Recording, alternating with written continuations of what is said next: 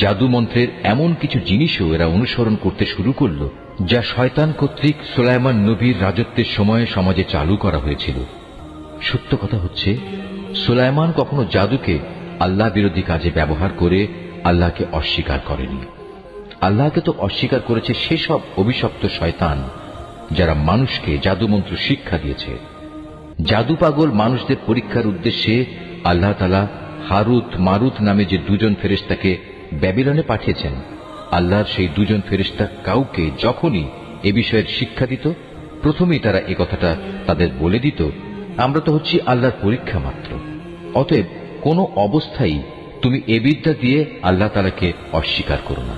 এই সত্ত্বেও তারা তাদের কাছ থেকে এমন কিছু বিদ্যা শিখে নিয়েছিল যা দিয়ে এরা স্বামী স্ত্রীর মাঝে বিচ্ছেদের সৃষ্টি করত।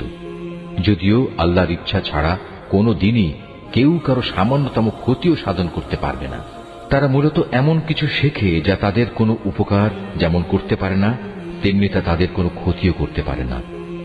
তারা যদি জানত শ্রম ও অর্থ দিয়ে যা তারা কিনে নিয়েছে পরকালে তার কোনো মূল্য নেই, তারা নিজেদের জীবনের পরিবর্তে যা ক্রয় করে নিয়েছে তা সত্যি নিকৃষ্ট। কত ভালো হতো যদি তারা কথাটা জানত।